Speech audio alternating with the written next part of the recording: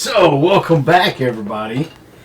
We were talking off camera about hair color, and why can't I introduce the podcast? Oh, my bad.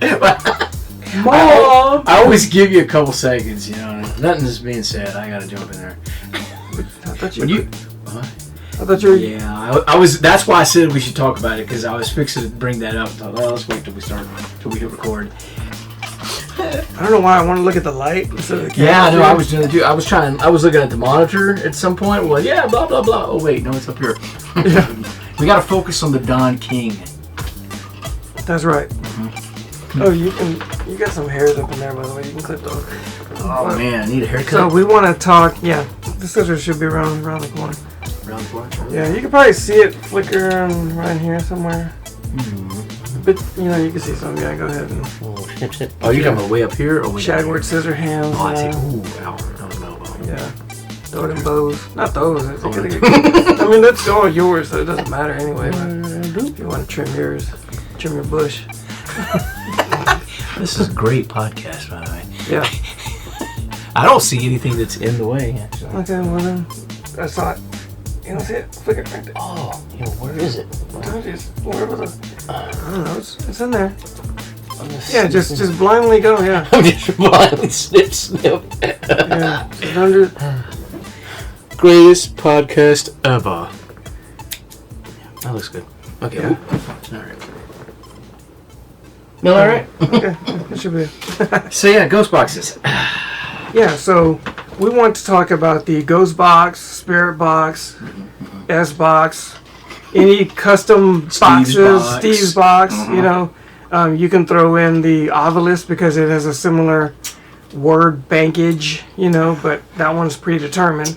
Yeah. Depending on what you load it up with, Bring in the ghost apps on your phone. Yeah, if you want to, Auto Vox or whatever, Yep. I mean, that's Echo Vox. Echo Vox. Yeah. The audio box. Yeah. Whatever.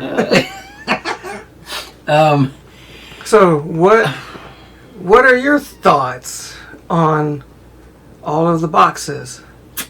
I like boxes. I like all the boxes. No, I mean, at first I know you didn't. Okay, yeah. I didn't either. All jokes aside, with like so many of these toys, when we got them, we were making fun of them and we thought this is nonsense. Both. I mean, I personally I wouldn't include the apps and the Obelisk with ghost boxes because it's different type.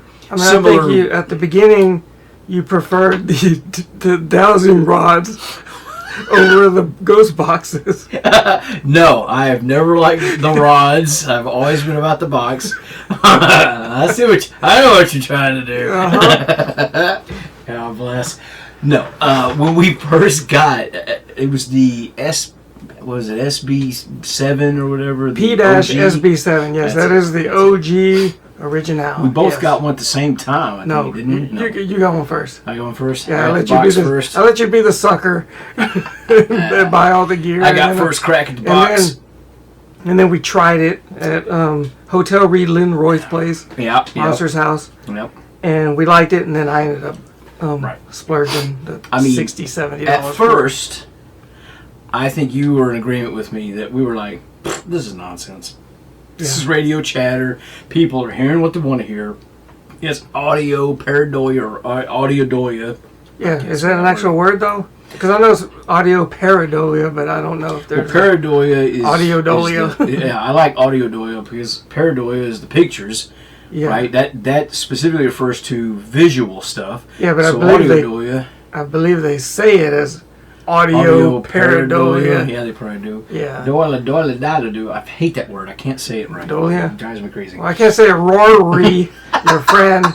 You can't say Rory. You'll get it. It took a while for me to get it to. I know I called him Roy at least a handful of times. Roy, that would be easier if you allow it. Yeah. My mouth just doesn't move that way. I can roll my R's like, but my lips don't go Rory. If I do it in slow motion, it works. But that's it. Just say it slow motion. Yeah. Rory. Yeah. See, that's about how I can do it. It actually works better. But I really thought the ghost box was nonsense. I really thought people were just, hearing what they want to hear. But, and like others have said, the more you use it, the more you get. And it makes me wonder, is there something to this idea that there's a connection made between us and whatever else we're interacting with? Because I can't deny the fact that when we continued, and for a while, we stopped using it. And then when we went back, it was slow getting back to the kind of responses we were getting. I think we stopped using it either because we forgot and or because we knew Huck hated it. Didn't like it. Absolutely. So we would just wait until he wasn't around. Yeah. Yeah. Yeah. That's why he liked the Estes session. Yeah. Oh yeah. As soon as we turned it on, dude, he was like hating it. Because it was so loud and annoying that it really fucked with him. Yeah. I don't think he hated it because he thought it was nonsense. He hated it because how annoying it was. See, it brought us in tune. Yeah. And maybe it removed him. Wow, that's a good point. Yeah, because maybe that sound took him out of being in tune because he sees everything. Yep. Experiences everything, and that's why he says he always liked to do the investigations because he wanted us to experience everything he did growing up. Right. So he was already in tune, and then maybe that it just threw him out of it. I can totally see that because I know with so many different kinds. I even have the one where they call it the portal, where it's like got the guitar pedals and the different things and a speaker, so it does the reverb, which really doesn't matter to me. To me, it's all about killing that white noise. Now, some say that's bad because the white noise is what you need. White noise is what they use to speak through. Maybe, but I'm getting a lot of stuff. At least it would still be there, but you just don't hear it, I guess, is the way it works. Because I get, sometimes, really good responses with that one. Yeah. But it's funny, too, when we're talking about Huck in this, the digital ghost box that I have, you have seen that. I've had that for a long time. I'm not sure how to describe it in a way you would remember. It's just it almost looks kind of like a controller, but it's full. It's like it doesn't have handles on it, but it's the way it's designed. It's just a black piece of plastic, got a screen on it. You flip the switch, you can turn the antenna on and off with a push of the button, and it's digital. You put batteries in it, and it doesn't. It's not like a radio. Or doesn't look like, or act like, or sound like a radio. It's hard to explain, but you'd recognize it if I showed it to you. Hardly ever used it, hardly got anything with it. But we were at Hill House Manor the time that it was me, Huck, and Sean the EVP Hitman. We stayed 2 nights there, and at one point, he was in that upstairs window room where all the toys were. Yeah. Okay. He's in there by himself. Me and Sean are downstairs. He did a phone call with Tina. Tina wasn't feeling good, so she didn't go. But he was did a phone call with her, and she was asking questions, and they were doing it that way. And then he was like, they hung up. They ended their little thing, and he was saying, "Now it's just me. I know you probably." Felt more comfortable with her, she really likes kids and everything, and he did this whole thing. And when he stopped, he got a response that was one of the craziest. I'll have to find that and let you hear it, because it was like, "It's okay, we'll be here with just you," or something. It was like one of the longest, craziest things, and he was like, "What?" He didn't. I don't think he didn't make it out, but he knew a sentence had been said. And at the same moment, some other toy was going off or something like that. So it was kind of a combination of stuff. Boo Bear? Did that thing ever do anything but annoy the hell out of me? That Boo Bear was my version of the Ghost Box. I hated that thing. Well, once they had because I was there for the first Hill House, and they had the Boo Bear then, you know, but I don't remember it doing anything. Oh, it would randomly talk, and it was annoying. But after that, we made the Parabuddy and put Velcro so we can attach devices I still have to that. I need to bring that. His hands. I need to bring that guy, because the Olde Park Hotel has a whole room of dolls, and it's got supposed kid spirits there. So there's another tote I got to bring. Parabuddy was my buddy from the 80s when I was a kid. Yep. And we went to Walmart and we bought a hat, shoes, jeans, and a shirt for it. All the lime green to go with Paranormal Guys at the time. And then I slapped some sticky back Velcro on his little Cabbage Patch hands. Yeah. And so we could put like a K2 meter and maybe a small SJ can, something small, lightweight. I don't remember if all that Velcro has still survived. It probably has that. But there's a pocket for sure right in front. You can put. There was on the overalls or whatever I bought it, or jeans or shirt. I want to experiment with that as well, because I don't think we did a whole lot with that, and now I want to. Yeah. Because there are reported children spirits. You be quiet. Kids knocking in the fridge. And there's a whole room full of haunted dolls and toys and stuff, so we can do some stuff that way. Another experiment, too, the walkie-talkie experiment that me and Dawson stole from, what's that? You have walkie-talkies now? We've had them forever. But now we quit using them. Well, because I had one when Huck had them, but then I gave it back to you to give to him, I think. These were different. Huck did have, he had some. His were like bigger walkie-talkies. These were like little short. No, these were small. Because I kept mine. He bought like a 3-set or a 4-pair set, whatever it was. And we were just responsible for charging our own. Right. Yeah.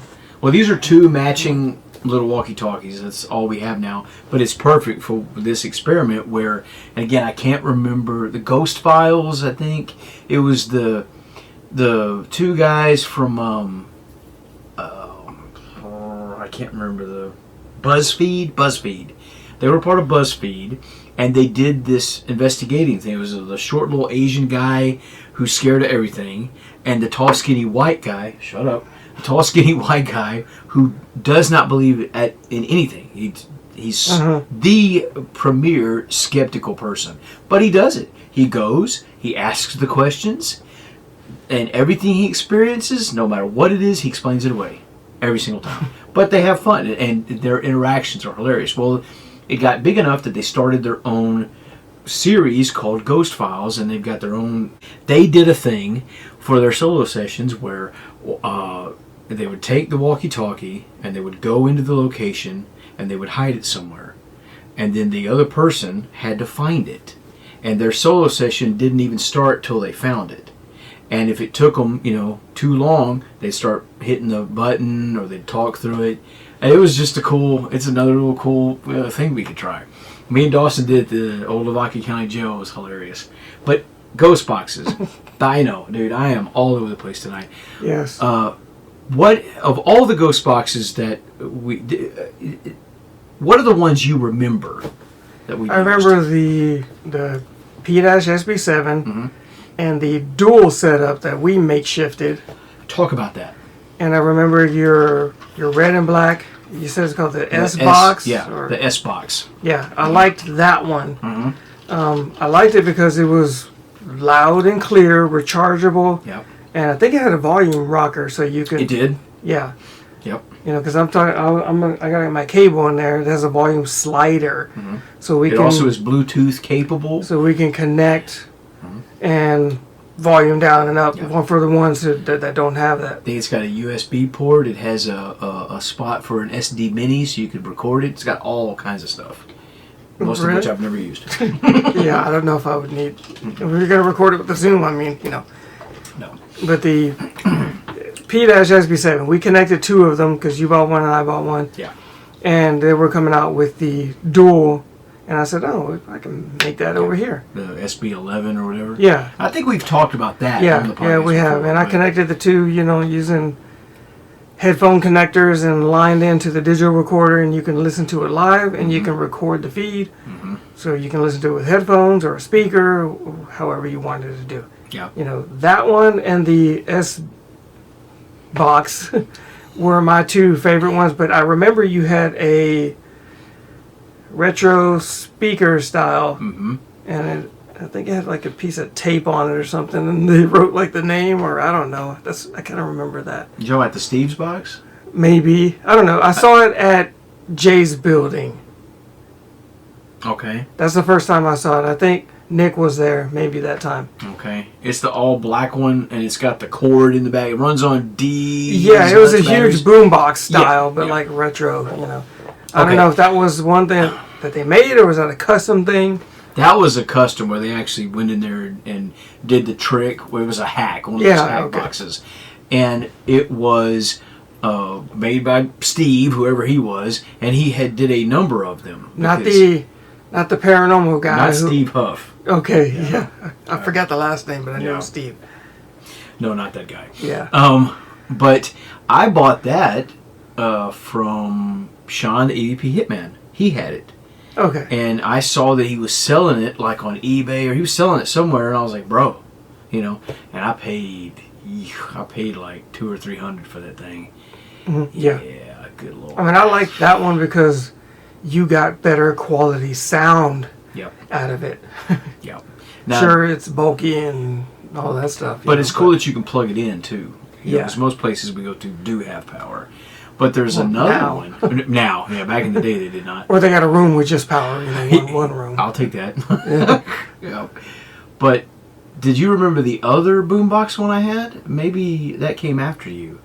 It's boombox style. It's got the echo and reverb. You can control that. It was made by the same guy that did, was it Ink? The Ink Box? That redhead guy on Instagram that he made me that little box that did the it doesn't scan straight across, it jumps and it's got a weird sound. It's like all over the place. And he custom their 3D printed boxes and it's got para-holix on it. That's the one that's broke, and I need to get with him about seeing what the heck's wrong with it. I guess you never saw those. Yeah, I don't know about that one. Oh, yeah. I remember that other 3D printed thing from the one guy that I had the issue, or he had the issue with me on Facebook. Oh, yeah, that's not mine. I had to sell that that's one of the things I sold to Hugatina. Okay. The, what is that called? Phasma, Portal? No. Crap, I can't remember. I think it was the Portal. I don't know. No, it's like a portal. It's that design, but he had a specific name. And it had that echo. Yeah. It also when I had at one point we had to send it back to him because one of the feet broke off or something like that. Yeah. And when he did, he upgraded it because the ones he was doing now had a set of like K2 lights or something inside of it. So it was kind of cool. But yeah, that's theirs. So no, I've got 3 from the one guy I'm talking about, and he's been on different TV shows and stuff. I just can't remember what his name is. But I've got a little handheld radio that he hacked, and made and sold those. I've got the 3D printed one that I need to send back, and then I got a boombox. And the boombox is pretty cool, man. It's got, you can do like I said, the echo, reverb. You can control all that. That's a badass little thing. That's because his thing was like INK, like Ink Box, or Supernatural Ink was his name of his business or whatever. So I got those, got the digital one. Oh yeah, the Pro. You have seen that one too. We used that at Earthman Memory Gardens, where we got the clearest, absolute clearest Shaggy ever, dude. Oh, so that one's different than the SB11. Oh, yeah. I've got the SB11 also, by the way. I got the 7, the 11, and the 7 Pro. You know what I mean? You gotta get them all. They're Pokemon over this bitch. but the Pro is cool because it's got the rim function, where you can set it and forget it as long as you don't cross paths with a fucking infrared light. Learned that the hard way. That's so annoying. So what do these things do? What are they supposed to do for the newer listener, viewer? They're supposed to be, and there's differing points of view on this, but they supposedly they are scanning through the stations really fast. Well, for us they are, because we always set it to the fastest setting. And supposedly spirits, ghosts, something, aliens, entities, who the fuck knows, are able to communicate with us through them. Some say, there's 2 schools of thoughts on this. Go ahead, you talk about that, because you have a differing opinion on that. Yeah, through the FM waves, I guess people suggest that the FM waves can cross different, what would you call it? Not timelines. Frequencies maybe, or something like that. You know, like if there's a infinite timeline, I guess. I don't know. The multiverse type of stuff. Like if we're interacting with something that passed on, you know, wherever they're at, the FM bands or whatever it can. Well, we don't even know what passing on even means. We don't even know what death means. We don't know if it's a transition, if it's you literally physically going into another dimension of some kind, which I guess it would be, right? It's not where we are. Well, I don't know. I guess it depends on where ghosts are. I don't know. Yeah, I mean, we don't know. But your take on what the words, right, or where they're coming from. From the radio, yeah. The only thing that, you know, I can't... Like, I like to believe that the word bank comes from the radio stations as it's crossing the bands, right? It's going fast, Yeah. But when you get full-on sentences in the same voice, it's hard to say that that's where it's coming from. Right. But how is it grabbing these words, and is it using them, and why does it need those words? Is it just to communicate because it cannot physically interact with us directly? So this is the medium in which it's like, oh, I can manipulate these words and sounds and syllables or whatever and create whatever I need to. Right. And of course, the school of thought is that the white noise is also where it's coming from. And it's not using the radio itself and having to pull words. They're actually directly speaking through the white noise. And this is weird because it gets back to what originally started this, like way back in the day. They weren't scanning. It was just radio stations tuned to the white noise.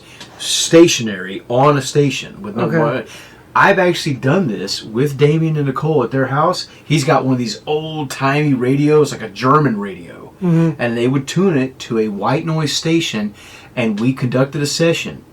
And had all the toys, did everything. We were having stuff happen, and we heard words come through that thing just on a stationary white noise station. I'd never done that before, and I was like, I'm going to get chills thinking about it. I was like, what? It was weird, dude. Yeah, because all you hear is... Until you hear words come through. And it was like... And it would be stuff responding. Just like a ghost box session. But it was... in most cases, it was more faint, and it was nowhere near as frequent as you would get through a ghost box, like scanning stations. But it happened, and I was like, I don't have an answer for that. And the non-believers will say that it's just radio chatter. Yep. But Absolutely. we've gotten curse words exactly through, so yeah, they're that's not supposed to. Times. Yeah. But also you get direct responses. And like you pointed out before, when you get a sentence, and I know we talked about this before, full-on sentence, same voice, how is that possible? And it's relevant. And relevant, exactly. That's a lot of dominoes that have lined up. And how can I, knowing I'm going into an investigation, knowing I'm going to the Olde Park, and that there's some activity there, so I'm already subconsciously front-loaded. Yes. So now my brain is looking for relevant words, whether it's Olde Park Hotel or death, spirit, or names. How can all this come through, and then suddenly it's me front-loading, and it's me thinking that that's what it says? Right. I mean, I see both sides of this. Well, you just heard what you want to hear. Exactly. And I know that this is one of the reasons why, like back in the day, we went to these places, we were greedy. Give me all the info. I want all the names. Huckatina would be writing stuff down. We wanted all that history and all that information to use during the investigation.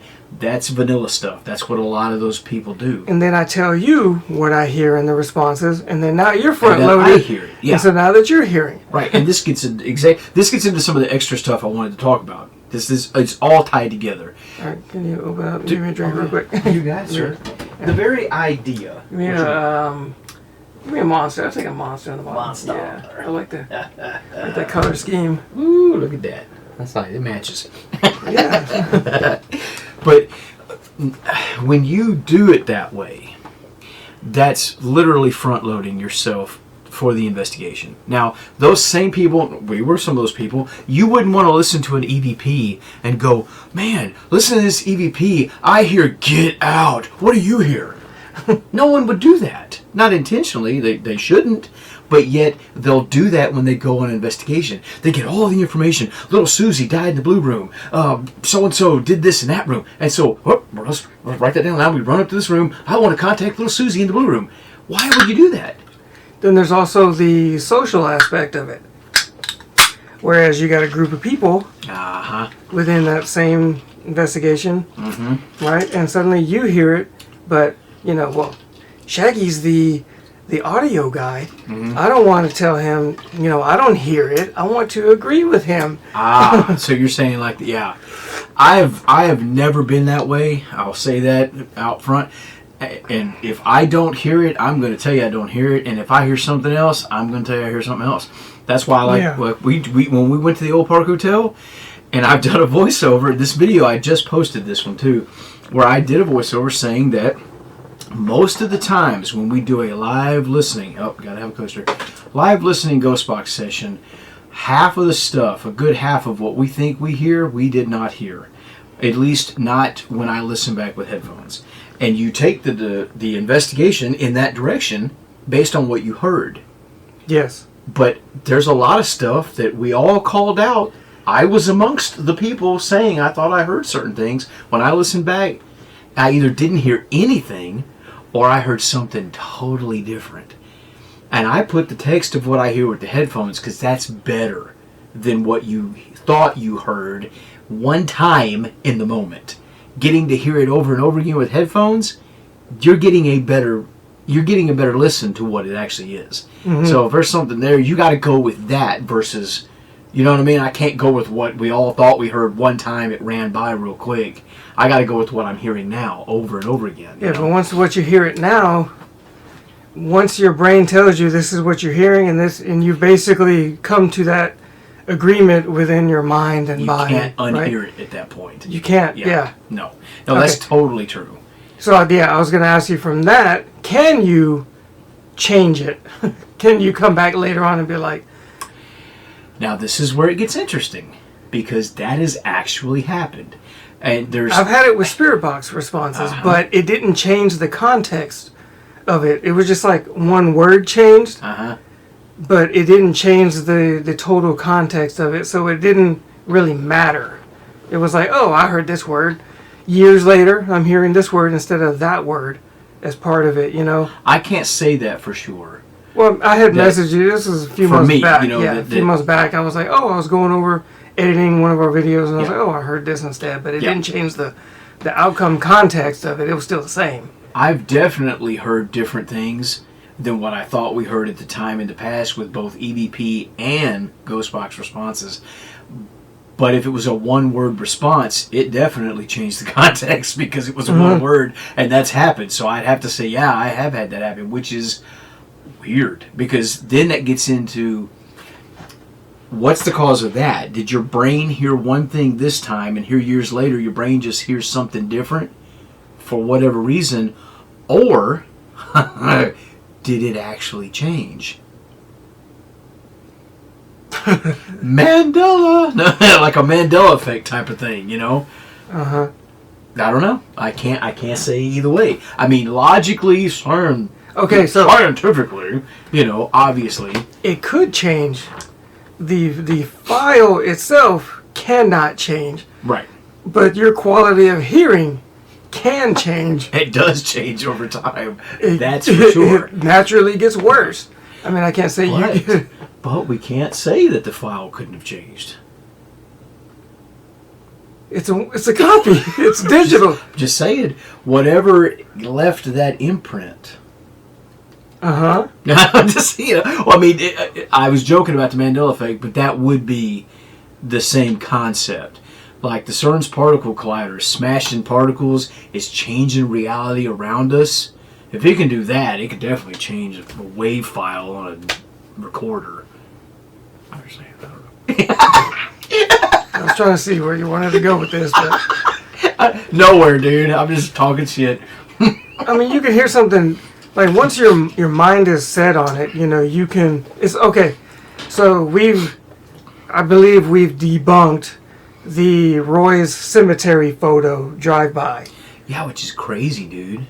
So this is the idea. So for years, I always said I knew what I saw. Yep. And, you know, for the camera, let's see here. I always saw like this, right? Yeah. Just from here down. Yep. But it was mirror image, so it would be my other arm. But, you know, I was like seeing this. You know, and that's what I felt like I saw. This, so the camera's behind me, and it's like this, whatever. Or bent the other way. Yeah, I don't know, but yeah. Mandela.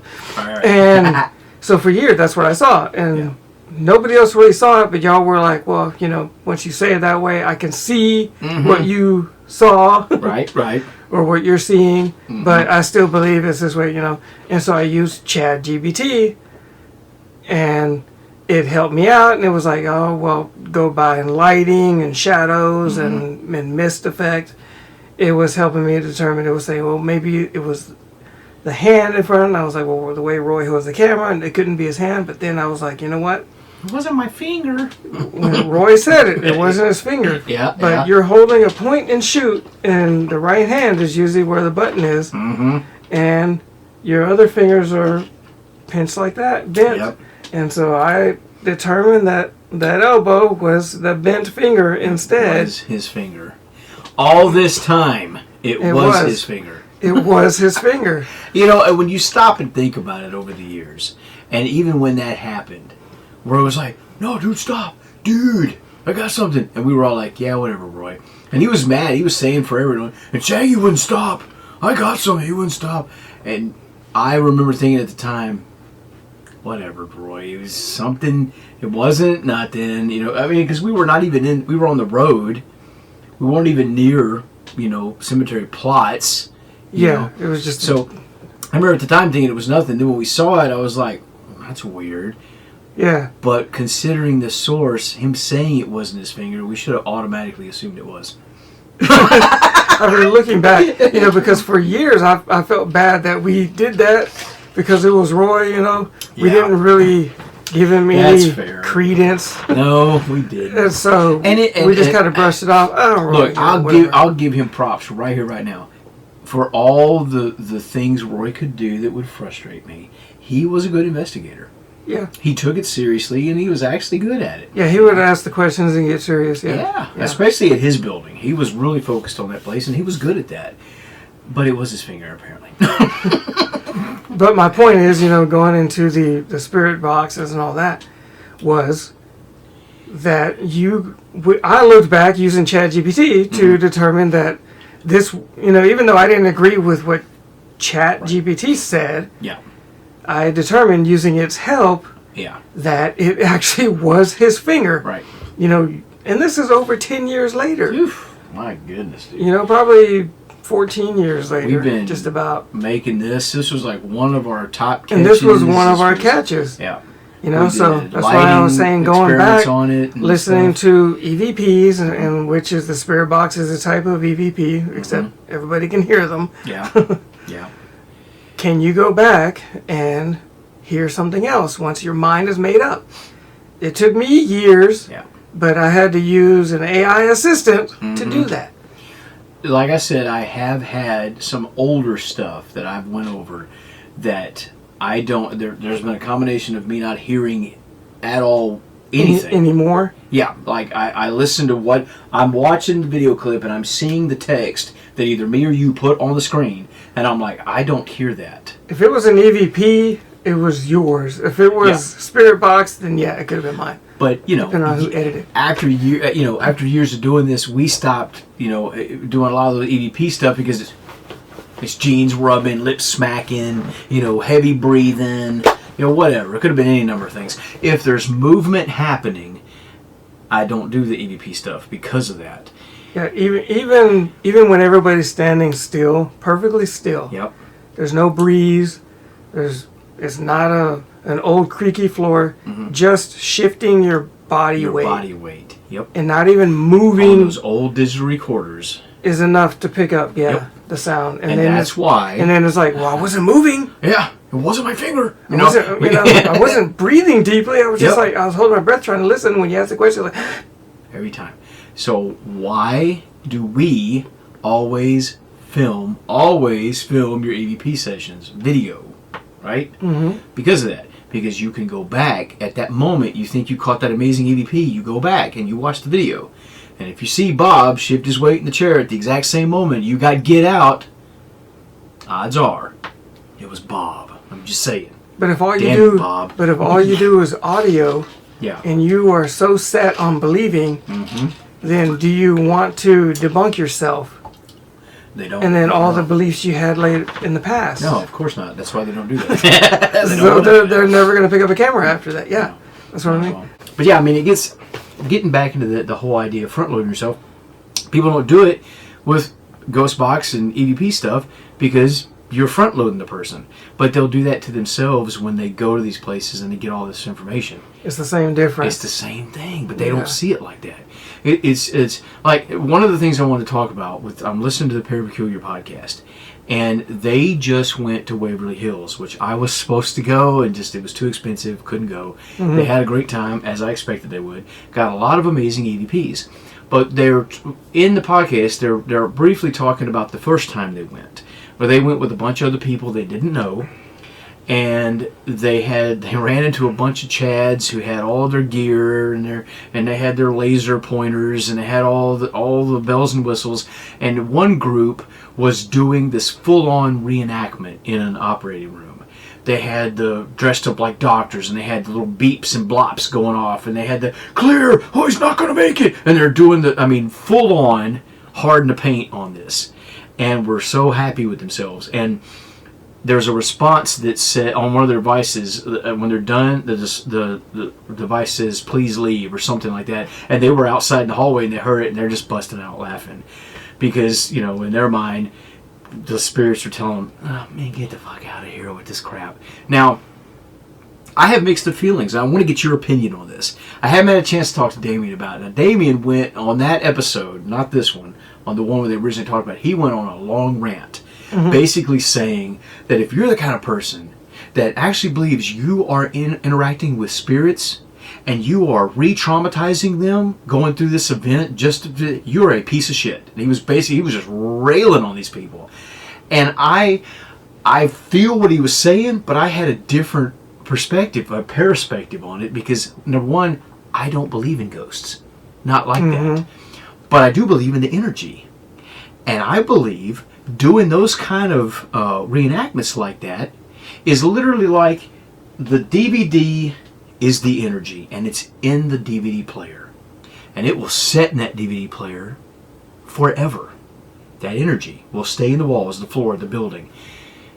It's just going to sit there silently until you press the play button.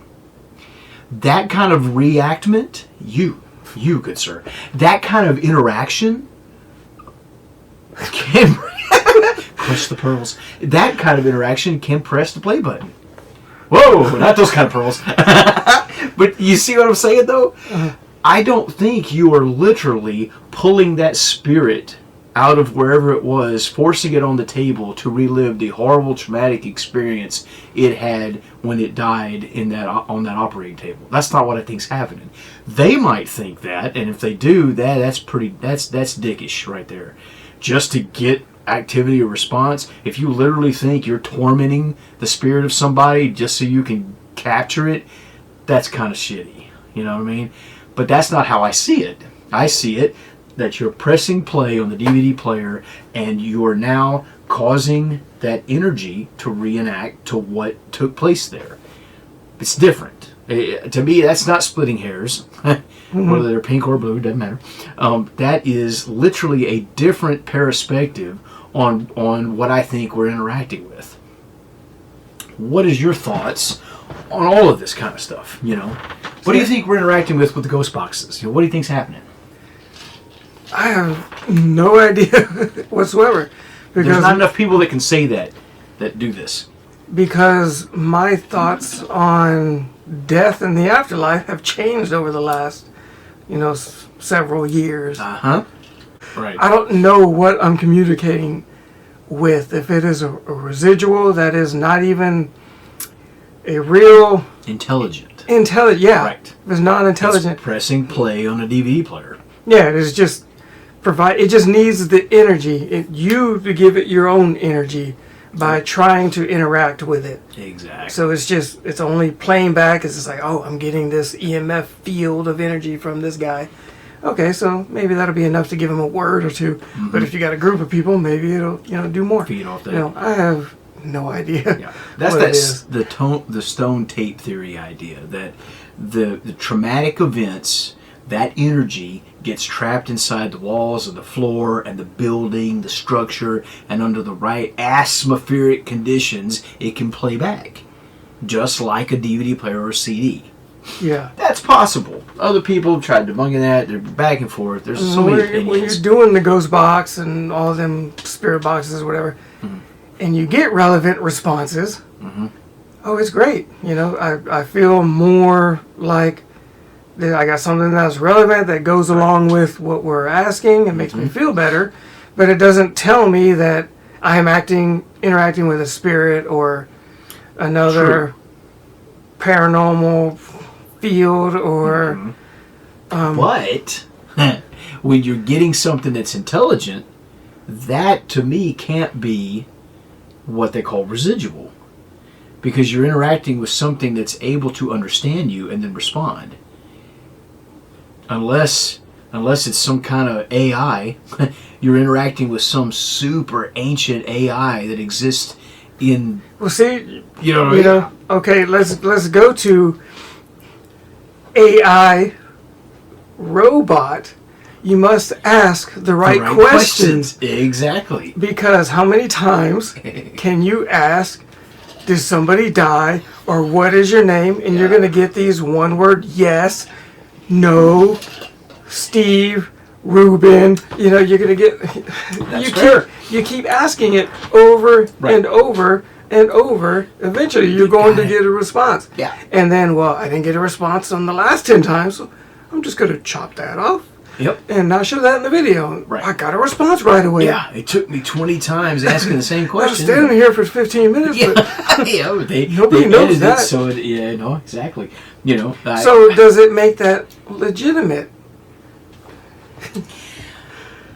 That's a good question. I don't have a good answer for that, because it certainly because if I had to ask what is your name in every room we go to, in the what's the place called again? Olde Park Hotel. Olde Park Hotel. And it doesn't, and that hoe don't tell me anything. Exactly. Then what does but how does what this gets back to? Did somebody die in this room? Did somebody die in this room? What about this room? Yeah. It gets back to, again, the question of what exactly are we interacting with, and why does it seem to only respond to some of the people, some of the times, in some of the rooms? I don't know. There's not enough people that do this that can say those words, I don't know, because they have to know. They have to give an opinion that states it's either complete nonsense, that's why, or the spirits, your energy, you have a negative, what, they'll come up with a reason to explain. This is my energy in a nutshell. Yeah. That's his reaction to everything. I remember we were at Yorktown Memorial Hospital. That it was the second time for me and Huck and Tina, but you joined us on that second trip. Tina's out in the car. We're down in the basement. We're asking questions, and we hear a loud boom. It literally sounded like someone slammed one of those big, heavy, because they had some doors there, dude. Those big, thick wooden doors. And we were like, me and Huck were like, oh. No, we're like all Hank Hilling the shit out of that. And we're like, dude. I was like, John, what'd you think about that? Did you hear that? He's like, I heard it. I'm like, what the fuck? You're like so chill, dude. And he's talking about the Hank Hill when he saw Bobby in the dress. Yeah. It goes to commercial, and then it comes back to the commercial. He's still doing it. Oh! Yeah, that was it. We were freaking out because up until that was the highlight of the night, for sure. That was one of the craziest things that happened that night. I heard it. Yeah, that was exactly his response. It was less enthusiasm. This was a little more. Yeah, you actually gave more on that one. Yeah, and it reminds me of Davey and Nicole have a lady that investigates with them at times that sounds like the female version of you. They were at Haunted Hill House, and that place is known for scratching people. I tried. They got like over 300 to 600 documented scratches. And I went into the scratcher's room, put my arms out on the table, and said, "Let's go, motherfuckers. Scratch me." And I couldn't get nothing to happen. I guess I wanted it too much. But they're at that place, and she's like, they're asking questions. She goes, I think I got scratched. And she just so calm and like, and she did. They pulled her shirt up. She had like this big old nasty looking scrape. If I remember correctly, I might be over exaggerating the story, but I know there was a visible, thing that happened, and she's just like all calm and shit. I'm like, that's fucking John. That's great. I don't really know, dude. I go back and forth on this. I don't believe in ghosts in the traditional sense, but I can't say for sure they can't exist. That would be too far, I think, and I've said this plenty of times. Background noise train. Definitely. That happens a lot too. I think it could be all the above. Could be all of it. I mean, there's no reason we have to land the plane on one specific thing. It's all got to be ghosts in the traditional sense, or it's all got to be time slips, or it's all got to be our imagination. It's all in our heads. It's got to be this, that, and the people want to do that. They want to herd everything into camps. They want to herd you into camps. It's black and white. It's got to be this. No, it doesn't. Why does it have to be that way? It doesn't have to be that way. Yeah, and getting your name across the spirit boxes, and J-Lo, across it, and then even my daughter's name, which is very unique. Yep. I mean, when you're asking, can you say, Yeah. And I wasn't asking because I was doing a test, but I had said her name, and it was repeated across the spirit box test session when I was connecting the two together. Yep. And if I am listening to Ghost Box and there's gaps in between questions, if I heard J-Lo or Shaggy, I'd make note of it. We didn't. We heard it when we asked. Now, that's just your brain wanting to hear what it wants to hear. Well, my God, it's pretty fucking spot on, and that happened a couple times. Like, you talk about Hotel Reedland, Roy's place. That was one of the first times I remember hearing J-Lo. And I remember saying, "Oh, I thought I just heard J-Lo." I was like, "Did I hear J-Lo? Am I tripping?" And it said, "You're not tripping." Yeah. Come on, dude. Not tripping. I've talked about this before. Tripping. And when you asked earlier about you go back and listen to some of them, yes. Over the years, there have been a handful of ones where I didn't hear anything or I heard something different. I also heard things we didn't hear at all. Like extra stuff. And I'm like, God, how did I miss this? At Hotel Reedland. I've reposted a lot of that stuff. But there are some that have stayed...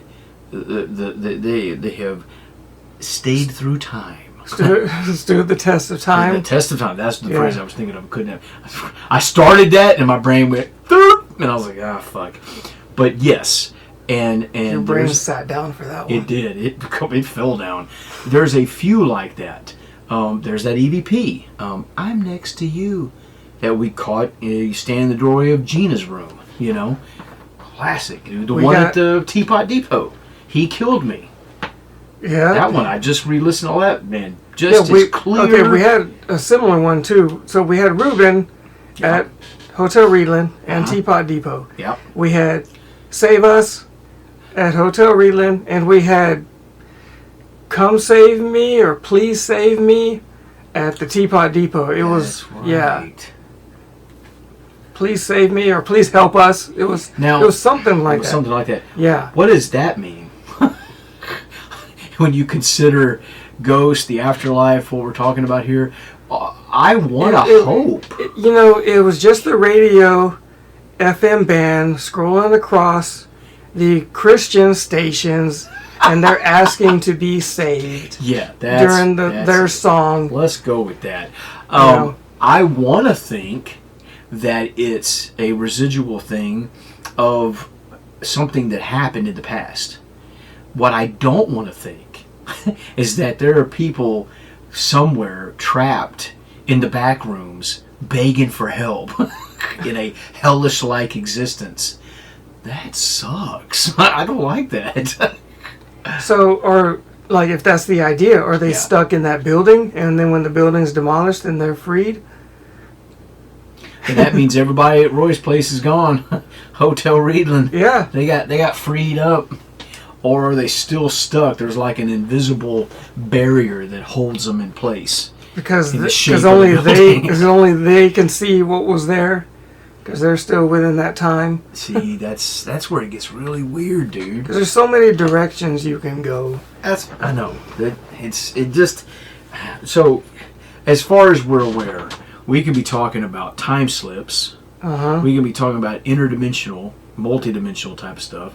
We can talk about ghosts in the traditional sense.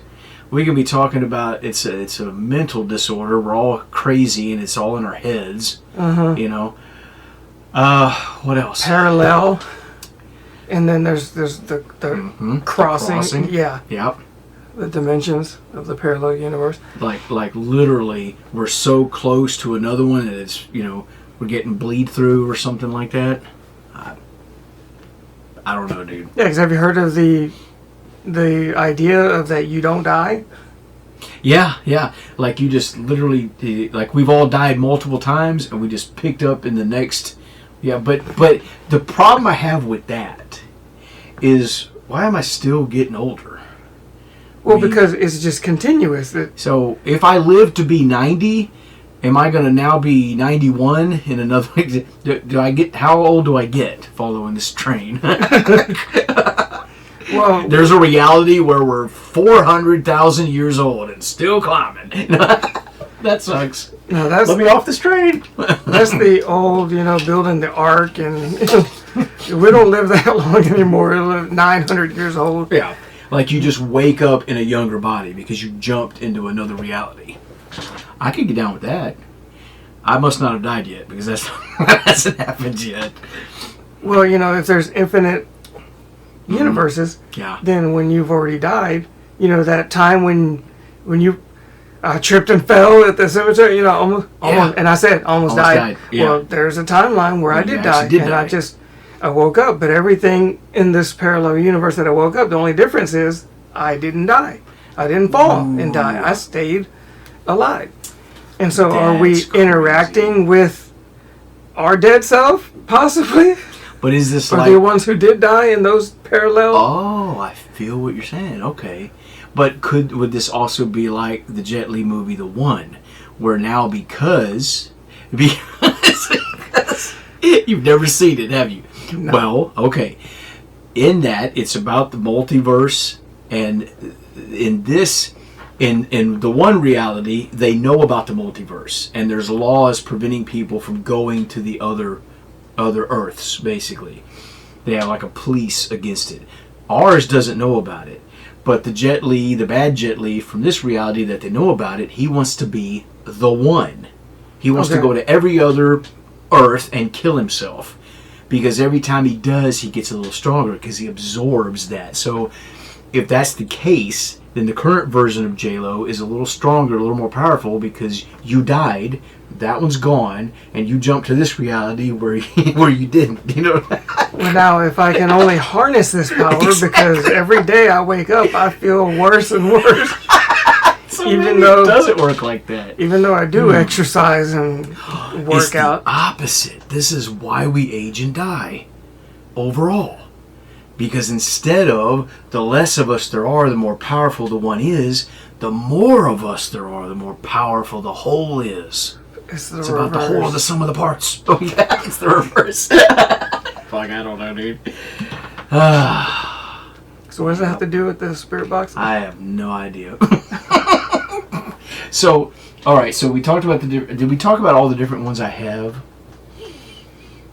I think we did. portal, which the portal is really just the SB7 slapped and plugged into all that. I got to remove the white noise static, so you can filter better their responses. Yeah. Sometimes I get squat nada from that, and other times, like at the Bolton House, I got a lot of good stuff. So what about the responses that aren't relevant that we get? That you get more not relevant responses than you get relevant responses. To be fair about it, that's just fact. Because you can get random 1-2 word sentences, whatever. And it can also, and I think this is just a fact that there is a lot of your brain interpreting what it wants to hear, and you make something out of that. That does happen, especially when you're not sure. It sort of sounds like this, and you just run with it. I'm guilty of that. Your brain is trying to rectify. Yeah. Yes. It's the sound, and what can it be within the English language? When you think of AI, for example, when it's trying to, because every time we talked about this, every time it regenerates an image, it regenerates the whole image. And if it's doing it based on a photo, sometimes it doesn't get everything right. It doesn't always get the logo on the shirt right, doesn't get the spelling right. It's trying to interpret what it thinks it's seeing, I guess. Your brain is working the same way when it's trying to interpret what it thinks it's hearing. So I think there is some legitimizing to the idea that some of the EVPs and the ghost box responses and the shit like that we're hearing is us in just our brain taking nonsense and trying to make some sense out of it. But what we do prefer is the SD session for various reasons that we didn't talk about. We could do a whole episode on that alone, because and I know Chad had an add-on on how to make that even better, which is interesting. I'd like to try that at some point. But just the simple act of the just say it real quick what the SD session. Well, the SD session, it's what is it called where you have the deprivation, sensory deprivation. So you use some kind of blindfolds. For me, I just found the other pair today and got everything ready. I've got 2 matching mega dark green, it's perfect for paranormal guys, totally matching sunglasses that you can wear, and they're the kind of like not welding, but they're like the goggles. You got sort of, not really goggles, but they're face framing. Yeah, they're more like those, like that. Okay, kind. Yeah, the face framing. Right, yeah. So they're gonna hug it good, and they're dark, and we're gonna be in the dark, and then you've got noise canceling headphones, or just, everybody really hypes on the noise canceling. I don't think that's that big of a deal. You can put earbuds in, and when you crank the ghost box as loud as we always do, your ass ain't hearing shit. You ain't hearing something else. Unless the person is standing right beside you and they're shouting the question, tell me what your name is. If they're doing that, okay, yeah, you might hear that. But if not, the point is you can't see anything, you're not going to hear anything but the ghost box. And an aspect of it that people don't typically talk about is the trance. You will go into a trance where you're just sitting there, eyes closed, and you're in the dark and you're listening to So the person who cannot see nor hear everybody else is essentially blindfolded and could only hear the spirit box. That's it. That's it. And the people asking the questions, they don't hear the spirit box. They don't hear the spirit box. Okay. Yeah. And you, as the listener of the ghost box, you say anything you hear, no matter how ridiculous it sounds to you. Doesn't matter, because you don't know the questions that are being asked. And then the people asking the questions, if they see this gets into another aspect of it. Too many people, and we were guilty of this at first too. You just let whatever the person says steer the. You don't want to do that. That's not what you want to do. You want to stay on target, because random shit happens. Random shit happens, you know what I mean? Yeah. They will say stuff. I am a primary source case study for this. When I do the ST session, it's going to be one of 2 things. It's going to be me spouting just a bunch of random crap that's useless, or it'll be the most amazing thing we've ever done. And that's how it was. I've had some that were just, had people freaking out. It was so crazy. At Henry's Hideout, we had one that was nuts. We'll talk about it another time. But most of the time, I'm just yelling out a bunch of random crap that's useless. But if you do it correctly, you don't let that person and what they're hearing steer the investigation. You steer it. So what? They said, blue flamingo. It doesn't matter. Blue flamingo has nothing to do with what you're saying. You don't ask about it. What? Do you see a blue flamingo? Is there one here somewhere? Did a blue flamingo die in this building? No, you don't do all that, but people do. And they will let that steer. You don't do that. You ignore that. They're like, I didn't ask about a blue flamingo. I asked what's your name, where we are, what's going on, blah, blah, blah, blah, blah. And you keep going back. Now, the downside to that, following what you said before, is if you have to ask them 1,000 times, does that not, eventually, if you do it for an hour and a half, which we don't, I suggest doing an essay session at about 30 minutes tops. You don't need to do more than that. Mm-hmm. But, again, I don't know. I really don't know at the end of the day, but I would say it's more compelling and interesting when you get relevant responses through an SD session than you do at just a live ghost box session. I'll give this one example and then we'll wrap it up. The very first time we did a ghost box session, we were at the Olde County Jail. Tina was in the sheriff's chair, had her back to us, listening to the headphones. Mm-hmm. You were filming. Mm-hmm. Me and BDM were asking the questions. And again, I go back to this again. That's why I wish BDM would get his shit together and come out with us more, because there were a lot of responses that would come from him directly saying something, and then we'd get something. I don't know what that means, but this was another prime example of that. We were both going back and forth asking questions, and he said something to the effect of, I want you to bang on one of the cell doors upstairs so we can hear you right now.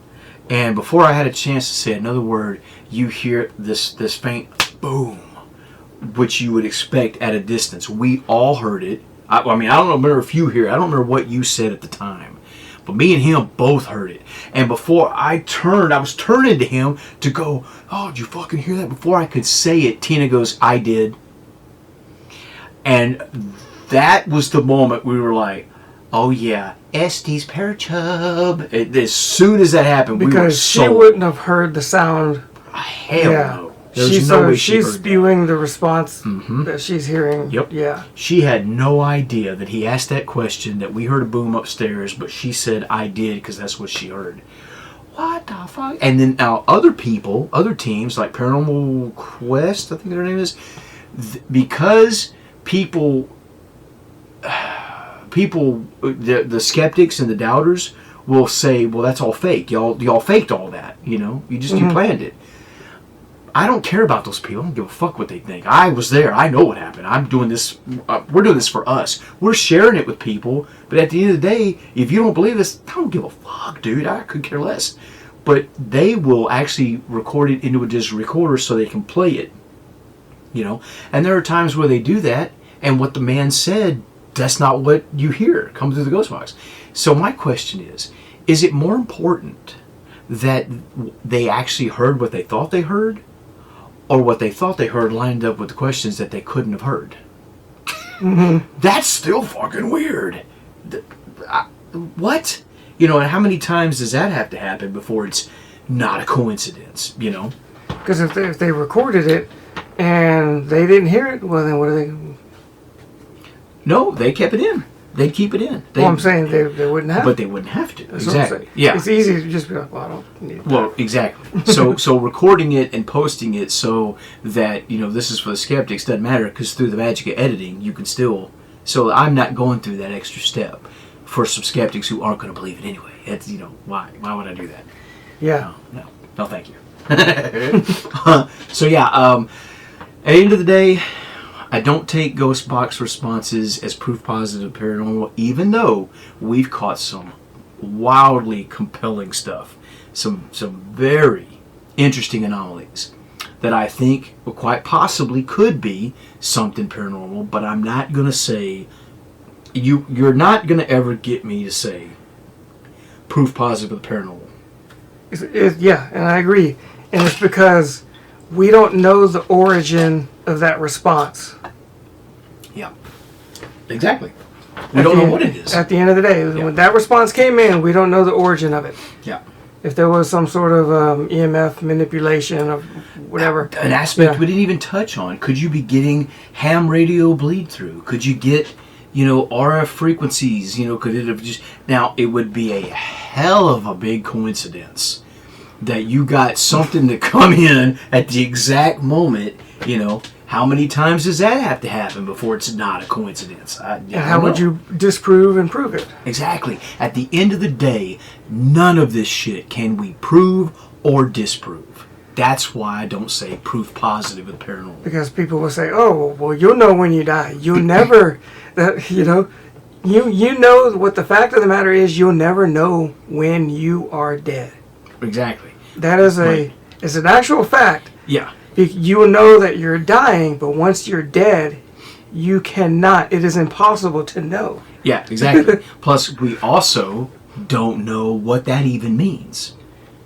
We don't know. Do we then go into another area where, who knows? You wake up and you're at another job, having to live another life. You're like, oh fuck, I like the whole trapped theory. We'll end on this since we've talked about death.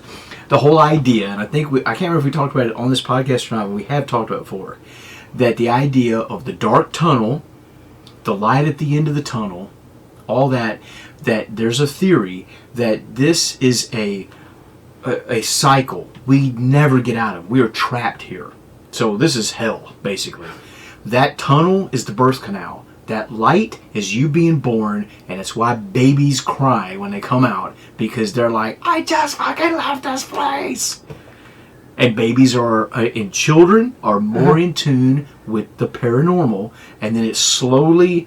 you lose it. You lose it because it's just basically mentally and verbally beaten out of you because you're told by all the other adults who have forgotten that's not real, ghosts aren't real, monsters aren't real, blah blah blah blah blah, and so you stop believing all that, and you lose that connection. So we're being farmed by who or what?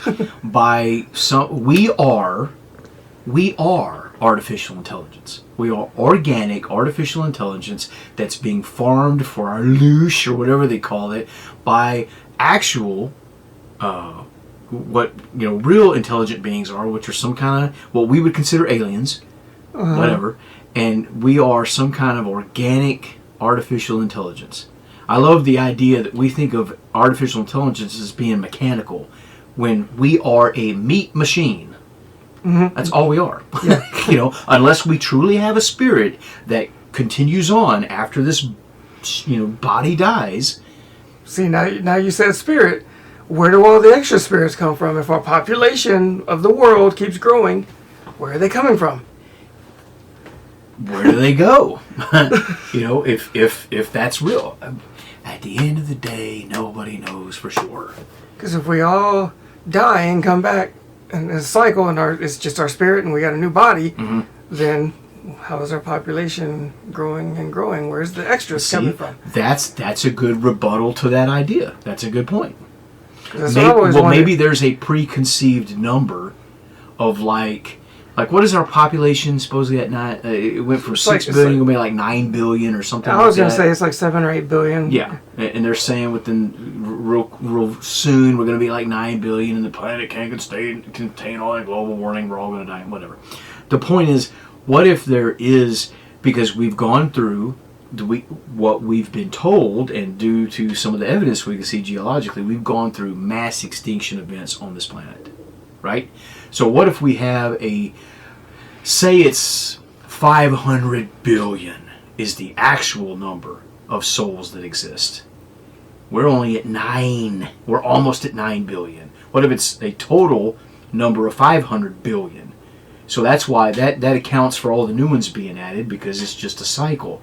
And we're building back up from the previous destruction. And once we get so far, maybe once we get close to that 500 billion, it's time to wipe out and start over again. because we need to bring them all back so we can then farm them back out again. We got to harvest. So that's why we have so many NPCs now, because Cro-Magnon has been...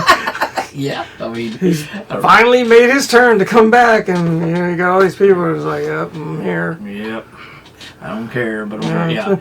It's thought experiments that I love doing, and I could talk about this kind of shit fucking forever, dude. I love it. Yeah, I mean, well, that ties in with the whole idea of life and death. It does. It does. It all fits. And we can fits to what we're doing. We can have that conversation. Yeah, we can. You can have a version of that conversation every time we talk about the paranormal, because it gets back to like what you're saying. What are we interacting with? We don't really know. But yet you've got all these people. The vast majority of vanilla investigators, which the vast majority of ghost hunters or paranormal hunters are vanilla, they got their cat balls and their K2s and they're going to the haunted location because they're here to interact with the spirits that are in this location. So they go in with that preconceived notion. Beep, beep, beep, beep, beep. They go in there, they ask their questions, they do their little thing, and they get a little something, and they go home all excited. You have no idea what you're interacting with, but you have decided it's the ghost of little Timmy. It's the old man up in the upstairs room who's mean and nasty. I got one for you then. Uh-oh, hit me. Okay, so all the NPCs, instead of calling them NPCs, we call them nillers. Nillers? Yeah. I don't know. Don't put a hard R on that. No. That's not even close. It's from vanilla, like vanilla wafers, Nilla wafers, to call them. So they're the basics. They're the base model, the NPC version of. They have not leveled up. They're just coasting through life without a thought of anything. This is just. It is what it is. Yeah. I got to work for 50 years. And then I die. I have kids, have my family, pay my bills, and I die. Yeah. And then I'm free. And then I'm back again. Then maybe I'm back again. Yeah. If I did something wrong, if I didn't get it right the first time. Oh God. They're nillers. They're nillers. Yeah. But using that's a descriptive term for. What's up, my Nilla? What's up, my Nilla? That's actually really good, dude. See? Oh, I want a shirt. I want that on a shirt. What's up, my Nilla? Oh my God, dude, that's so great. The descriptive term for NPC people, cut it out. But I'm talking about, we need a term like that for vanilla investigators, which is what I'm saying. Not people in general. Nilligators. Nilligators. There you go. Bunch of vanilla gators. Albino gators. But no, because the vast majority of them, so the TV shows and Hollywood gave birth to the YouTube paranormal people, ghost hunters, paranormal investigators, who then also helped to spawn the people who don't do YouTube but still investigate, who are influencing the paracurious, which is all the people that live para-vicariously through people like us to do this. They either are too scared to do it, don't have the money, or they don't know how to do it, but they enjoy it. You know what I mean? They like watching. They like watching. Paracucks. But, I wasn't going to say that. But I was letting you get the reference. Yeah. I'm the one that'll say it. But, yeah, it's just, the problem is, it's all wrong. 90% of what they believe, how they operate, all that, it leads to what I think is a misconception of what we're actually dealing with. They've put it into a box when it's so much bigger than that. There's so much more going on. And we don't know. And I don't think we ever will. I don't think we're meant to know. Beyond Weird Paranormal. That's what they call their podcast. And they talked about the fact that they don't want to know the answers, because then that ruins all the fun. If they knew everything, it's like, if that's you, I'm not going to yuck your yum, but we don't want to know. And I'm like, yeah, I love when people say that. But I'm like, I am going to say, I want to know. I don't care. I want to know if Bigfoot's real. That's not going to ruin it for me because I discover he's real. And I can, I know that. I want to know what ghosts are. I want to know what the paranormal is. I want all the answers. I'm greedy. Give it to me. It's not going to ruin it for me. If I knew scientifically it had been proven what the paranormal is, I would still enjoy going to the Olde Park Hotel and messing around. That's not going to change that for me. I don't see it changing that. So if you found out, that the paranormal, the spirit realm, and all that stuff There's a scientific explanation, and it's repeatable, and it's proven. Yes, and it is not what we think, or it is not real at all. Well, I can't really answer that because I'd have to live in that reality. We don't right now. If it was proven that it wasn't real, then they would know what it is because we are interacting with something, And not wordplay like it's not real, like, it's not real to you. Yeah, right. Yeah, no, like it's literally not happening. What you think's happening is not happening, and here's why. It's provable, it's repeatable. Case closed. It's whatever is coming from space, and it is passing through our Earth's atmosphere, and it is the cosmic dust waves and whatever, and it is messing with RF, and you're picking up the syllables and you're thinking it's words. If that was the case, and it was proven beyond a shadow of a doubt, I still want to know, because I would be able to stop wasting money and time and energy going to investigate something that I know is not what I thought it was. But there's other mysteries, like finding out Bigfoot's real, finding out UFOs, aliens, all that. If you find out that's real, how is that going to spoil the mystery for you? Like, that's just going to deepen the mystery. It's going to make it, way more interesting. Where are they from? How long have they been around? Are they from another planet? Is this their planet? What's the haps? You know what I mean? So I don't know. It's on a case by case basis, and again, you can't put all this into a box. It's all different. There's variables, but at the end of the day, I don't think we're gonna know. I want to know, but I don't think we ever will. I don't think we ever will. Yeah. Nope. What you drinking today, sir? I ain't got nothing. I got to pull something out of the fridge in a little bit. Pull out the fridge. I'm waiting right now. Well, today we're being sponsored by, and of course, for those that know, we're joking every time we say that, but today's sponsor is Party Bomb. This is hard pineapple whip. It looks like an AI generated design. Well, it's funny too because it looks good. I did an AI picture with this, and I post it whenever I get a new coffee or a new alcoholic beverage. What's the percentage? Yeah. It's only a 12-ounce can, so. What is that? Contains alcohol. Yeah, I know it contains alcohol. God dang it. Malt beverage, 12 ounces. It's only 5. Oh. It's 5%. Right. Which is typically what I drink, is like weak ass 5%. Well, that's that thing. How much ice you got in there? Lots. I like the shit to be cold. The Iceman cometh. So, what are your thoughts on the up and coming investigation, sir? Charging this thing right now. That's been blinking for almost 2 days. I've unplugged it, plugged something in USB. Is that Rav? No, that's Anchor. Oh, okay. Because it looks like the same design. It's Wanker right now. It's Wanker. Yeah. The one I have, and we're talking, for those who can't, I don't know if they can see that or not. Oh, I guess they can. Yeah. We're talking about power banks that we use. This one's black. By the way, just a pro tip. What? Oh. I almost didn't get that. That was good. But pro tip, don't use batteries. In anything you can avoid using batteries, like your cameras and stuff, trust us when we tell you power banks are the way. Definitely. I do have a light one, though.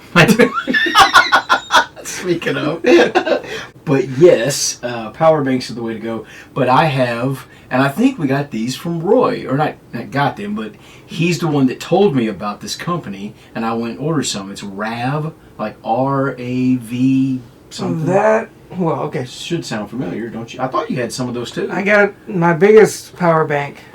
It's black also. Yeah. They usually are from It is RAV power.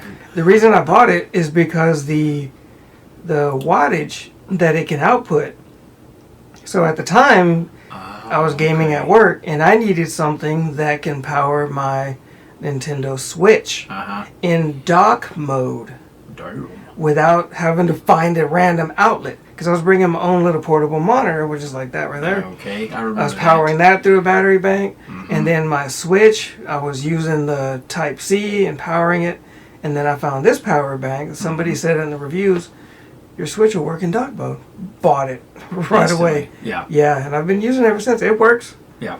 It's Mine, good. of It's course, like 21,000 milliamp hour. I don't even remember what those are that I got, but I bought them because Roy directed me to them. There was a great deal. I had a sale on. Yeah. I wanted more power banks, and I got them, and they all work great. I mean, but all the power banks that I have work good. Mm-hmm. Even the lipstick ones, I'm still using those things. Remember the Velcro? You got them. Yeah. Do they have Velcro on them? Yes, I got one right here too. Do you Probably use dead. them? See? Are you still using those things? I did not charge them for this investigation. Why? Okay, because charge them. Because I have a setup. I have one of the U-grip setups that still has the Velcro strip. Okay. And I've got them, and I'll just they don't last as long. Yeah. But they're quick charging, and they're Velcro, so I can take them off, put them on. And if you don't have plans for them, because we're gonna be there 2 days, I'll burn through them probably. Yeah, but I can charge those. That RAV power bank that I have, I just forgot. It's the one on my tripod setup, which I'm so excited. This is my first investigation. I got a bunch of shit I'm trying for the first time. Setups, I got some gear, the lights and different things, and this monstrous tripod setup that I've made, where I just got all kinds of stuff zip tied to it. I got what are those? You put batteries in it. It's got spinning magnets and EM pump. Yeah. I've got one of those stripped. You can take it, put it in a location, and just let that EM pump do its thing, and then turn it off and then film or whatever. But I've got all kinds of stuff on it. But that RAV power bank, I just forgot. It takes forever. I had it on charge from the moment I got up, and it wasn't till just before leaving to come here that it finally moved into the third bar. Yeah, my RAV power lasts long. For example, I was using it at the 1899 Bolton Street house and used it for 2 days, and it still had 2 bars. Yeah. So there you go. Yeah. So I know it'll be good on that. Yeah, I figured. I'll probably charge it after the first night, but I probably won't even need to. Yeah. I mean, it's 21,000 milliamp hours. Yeah, no, we're going to be good. We're not going to film the whole time. I mean, we have been here before. You've been here one time, right? Back in the day. This is going to make I was running the numbers on this the other day. The first time we went was one night. Then the next time we went was, if I'm not mistaken, that was when B. Huck and Tina went for 3 nights. And I want to ask, because I think we still have the record on that, for 3 consecutive nights at that place. Then we went back. You want a plaque? I want a plaque, dude. I want our pictures on the wall. Stayed 3 nights, survived 3 nights. And then we went back for 2 nights, and that's when we got the old Runnels jail included. I don't even know if they're still doing that, but for a while, Dan had worked out a deal with the city or whatever there, and they were letting people go into the jailhouse for, I think it was not very much, like 4 hours or something like that. So it's kind of weak. It's like from, what was it? It was. Is it because they had to go and open it? The city did? Yeah. Okay. Yeah, it was from like 6 p.m. to like 2 a.m. or something like that. And so it was cool. It was, it's our second jailhouse we've ever done. But you're trying to do an investigation over here at night and over here at night, across the street. Yeah, basically. Yeah. At least it's that close together. You literally walk to it. Yeah, across the street. Yeah. So technically it wasn't 2 full nights at the Olde Park, because we spent, but what was cool about it, when we took turns, we'd send some people over there, and everybody else gets the Olde Park to themselves, and then you'd swap it. So why are you giggling? You got something in the chamber. Let it out. my brain is always going, right? So I know something about that. I don't get REM sleep like a lot of people do. Very rare. Wow. 'Cause my brain's always going. So, like when I wake up, I'm tossing and turning because I don't sleep very well. I can math right away. I look at the clock and I'm like, oh, I got 3 hours and 46 minutes. I mean, that's like how I am when I sleep. So my brain was going off in a different direction. I don't know what you said, but maybe think it, but it had to have been the first night thing. It's going to be something dirty, y'all. I know already. And I was like, when I get there, we start the investigation. We'll be like, it's my first night. Oh, God bless. But it ain't going to be because you've been there before. See, that's a play. Well, it's going to be my first night out of the series of two because I've never done a two-nighter anywhere. Yeah, you have. Yeah, you have. 2 nights? Yeah, you have. I don't remember doing 2 nights anywhere. Think back. It's related to a place. It's related to a type of location we were just talking about. A hotel? A jailhouse? I don't remember being there 2 nights. I did sleep though. Yep. Yeah, we did 2 nights at the old Lavacas. You and me, we took the mattresses, the air up mattresses upstairs to the women's side. I do remember sleeping, but I don't remember that being 2 nights. Yeah, we wouldn't have been sleeping if it wasn't 2 nights. We never slept. Especially since this was only a 3-hour road trip. We wouldn't have. And we slept. This wasn't, nap sleep. This wasn't, let's take a little nap before we go. No, we slept because we were there for 2 nights. Yeah, you got to hear me snore. I forgot. That was great though. The whole plan was to sleep on the women's side, hoping to get felt up. God, dude, I can't get no ghost booty, dude. You have no idea. In the last 5 years, you remember how often I tried when there. I doubled down. I kept trying, dude. 2 cheeks down. I can't get no play, dude. Nothing. They keep on passing me by. Dude, it sucked, dude. Yeah. Hotels, because all the hotels used to be brothels. I mean, my God. Well, now I hotel everything. Huh? Yeah. Damn it, dude. But that was the whole hope. I mean, but it didn't happen. But to be fair, and this is just a fact, I can usually fall asleep before my head hits the pillow and I sleep like a corpse. So, I mean, they could have been giving me ghost handies all night and I wouldn't have, I probably would have realized it when I woke up. Well, there might have been some signs. The guy at the odd hotel, he said, they like some spoon in there. Remember? That's right, Loose Lucy. Yeah, that's what we called it. That's what we called it. Good old Loose Lucy's room. Yeah. Which that place is shut down, dude. God, it sucks. Last I heard, it was condemned. All right, and we didn't even get to Never, always was gonna go there, and never. And they were next door, 30 minutes, 20 minutes away. Yeah, if that. And I know every time we thought about it. I don't know about you, but every time I thought about renting a room there, all I could think about was the railroad tracks being right here. I mean, literally, you could reach out and touch them. And the fact that it was an apartment complex now. It wasn't a hotel anymore. There were people that lived there. You can hear the TVs. In the next room. Yeah. Yep. And you can hear the kids playing or babies crying. And hearing hear them cheeks slapping. Did you hear any of that? We probably would have. I mean, I don't remember. I mean, it might have been me and Loose Lucy if I got a chance. But, odds are. The opportunity arises.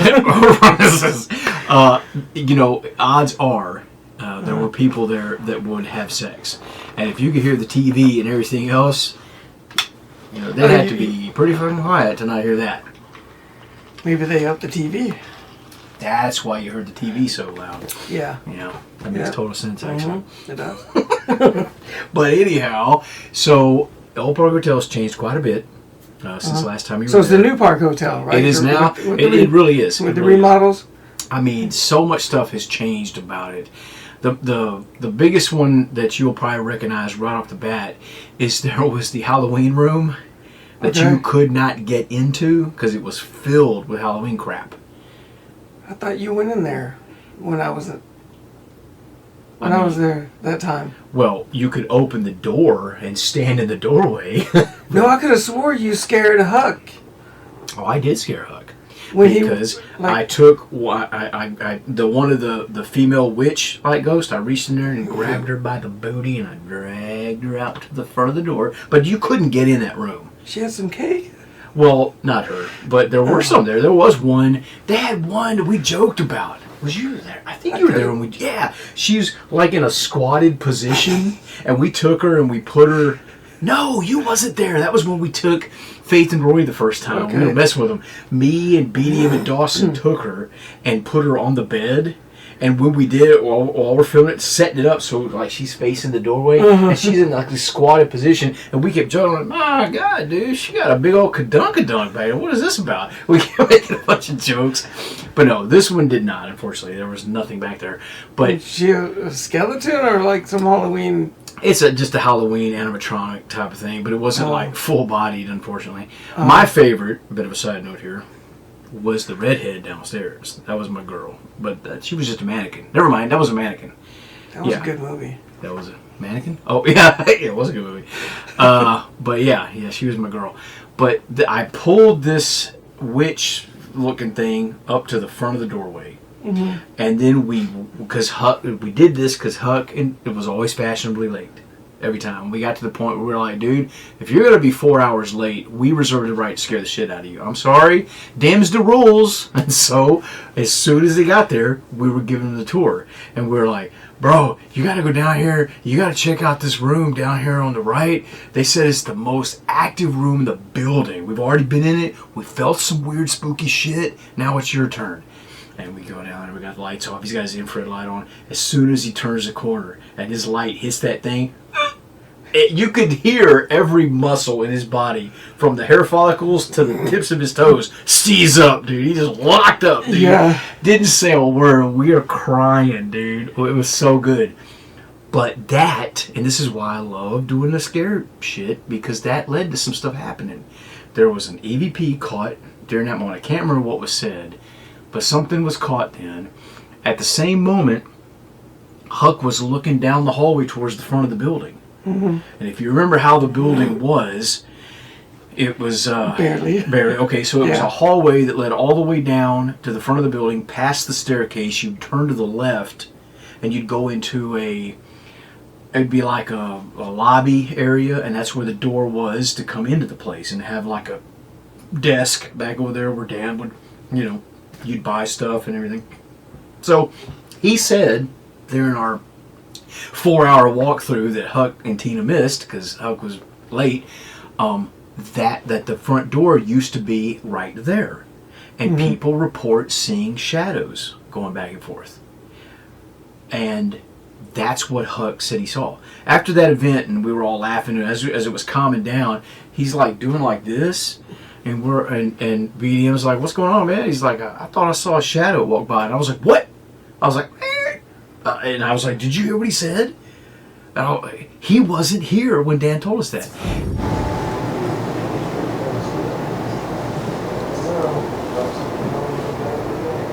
Really?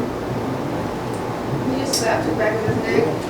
Seriously? Yeah, it was like, No way. seriously, yeah. It was enough for me Don't to get leave! up. Stay in here because apparently once you sit down, have a seat. Seriously? You never felt nothing like that before? Never, not that bad. It was like somebody's girl in the back of my house.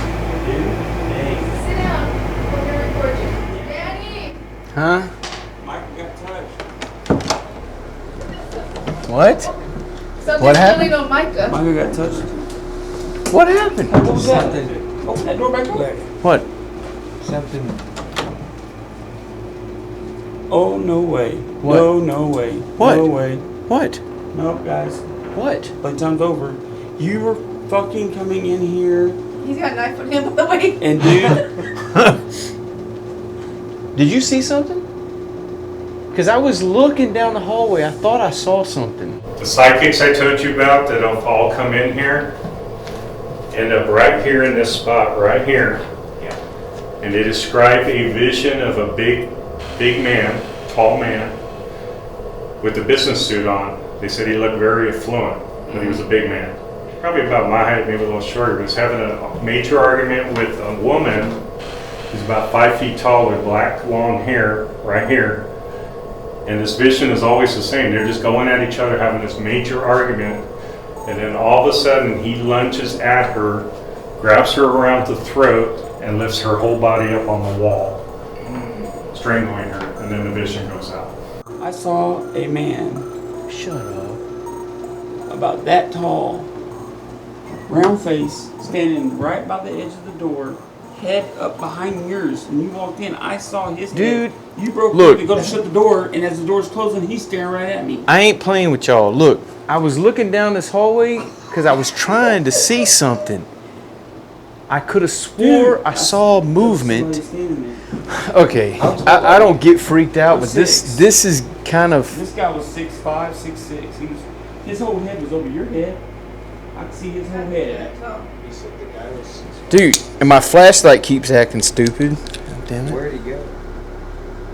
I just was getting like a weird vibe That was out so here. weird, dude. I'm looking. Are you recording?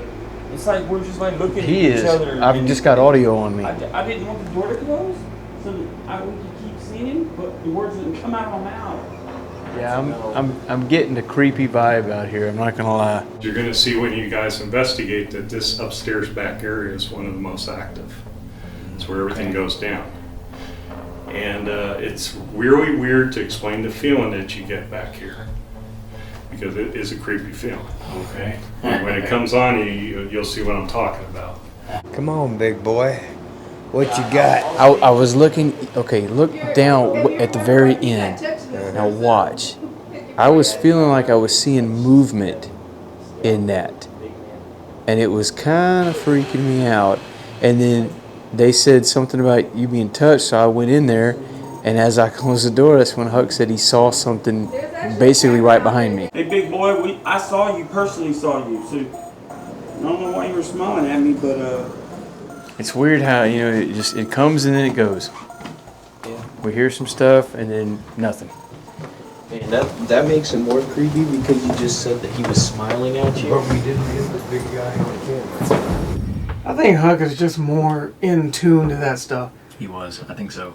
I mean, he saw straight on the teapot orb. Yeah. He saw the shadowy butterfly mist, you know. He saw all that. He saw something standing behind me at the Olde Park Hotel. And I've often wondered, it was like a tall, skinny cowboy character, which is like Slim or whatever his name is. He's one of the resident, ghosts at the Olde Park Hotel. I often have wondered, would the camera have seen that? Or was that just a psychic connection that he had that, neither me or the camera would have seen that? Yeah, looking in the same, yeah. And if it was just that, I'd be like, well, it's just his imagination. I wouldn't have a problem believing that myself, except for the way that whole event went down, where, I don't know if you remember this one or not, yeah, you were there. You were there when this happened, because this was the first time we went. Because Tina and BDM was also there. Was Dawson there? I don't remember BDM being there. Was he there? Yes, yeah, he was there because he refused to do the solos. Oh yeah, big time. Yeah. Back then he would not do that. Yeah, he wouldn't do it, and I was trying to get him to. No, he would not do yeah. it. We were in the room with the doll that had the purple eyes. I think he did do it though, not for very long. He did eventually at some point. He would do some. He loosened up on that, but. He goes, first thing that happened, we'd stopped in that room, Huck had to change out his batteries, the 18650, his light had died. I was to say his diaper. No. You remember he had the dead light? Yeah. We had the ghost light, and he had that dead light thing, so he was changing the batteries out. And I don't know how to explain this, because this doesn't happen to me very often. But at the Olde Park Hotel, it's happened more often than other places. I had this overwhelming urge to walk out of the room into the hallway and just stare at the back of the hallway towards the back of the building. And I'm just staring in the darkness. I don't know why I was doing it. This urge came over me, and I'm just like, and I'm staring at it. And at that same moment, BDM goes, ah! And because I said, it's on camera. You're filming. You're in the room still filming. I had no camera on me. I didn't even take a camera with me. It's so unlike me. And you see BDM, he's closer to the doorway of the room, and he goes, he shakes, and he walks over by the bed, and Tina goes, what happened? He's like, I just felt like 3 cold fingers just rubbed across the back of my neck. And she goes, Danny, get in here, your brother's being touched. And I try to, he closes the door to keep me from coming in. And as I open the door, Huck is standing right there at the doorway. And so he's got his back to the door, and he's doing the camera, and he turns when I open the door, or he turns right as I go to close the door. Or no, I got that wrong, because I was still outside. He turned to look as BDM was closing the door. And he goes, what? Open that door. And I open it, come on in, and that's when he said he saw, standing right behind me, with a creepy-ass grin, over me, so tall he was able to stare at Huck. He wasn't even looking at me. He was staring right at Huck. Right behind me was this creepy cowboy character. And he said he saw it. So I had an urge to go out in the hallway. BDM got touched, and Huck saw something standing behind me. There's your 3s. We like it in 3. And I know this wasn't supposed to be the Olde Park Hotel podcast, but we're fixing to go back there. And then me. Yeah, nothing happened. You heard the whistle. I didn't feel nothing. I did hear the whistle. There was more. I think you experienced more, I think. When did we go? Was it like 2018? It was... Ooh, dude, don't make me think. Shit. That's way back, dude. That's way back. That was the first time. Yeah, that's what it was. I was talking about how many times I'd been. So the second time, or the third time, was the 2-nighter, we included the jail. Then I went back towards the end of last year with Damien and Nicole from the Indie Para House, Parapeculiar Podcast, and the Real Ghost Up Podcast, and all their Patreon Parabruvs. That was a blast. Had a fun time doing that. And now we're going back again because I won a contest. I won a freaking Instagram contest. And it's gone from 1 night to 2 nights for Frizzy. I love it. And Damien and Nicole are going to join us again. It's going to be Rory from Phantasma, Texas, you and me, and maybe, as of the time of this recording, I don't know, because she hadn't responded back. She said it was sweet of me to, see if they could join us. If they'll let them come, it would be Sir Talking Hair and Wayne the Mayor, which are both cool guys. It would be fun to have them join us. So I don't know. And J-Lo Damas over here knew you were going to win. Once you told me about the contest, I was like, I'm not even going to. I was like, I don't know any of these people anyway. Yeah. So I wouldn't have really known the contest, but I was like, I'm not even going to try. I literally told him, I'm not even going to try to share or follow and do whatever you had to do. I was like, he's probably going to win. And then lo and behold, furthest thing from my mind, dude. You won. In fact, like I and told when you told me, I was not surprised. Well, I totally was, because, again, whenever someone in our Parafam posts something and I'm on Instagram, I try to share it just as a reflex, just helping a brother out. You know what I mean?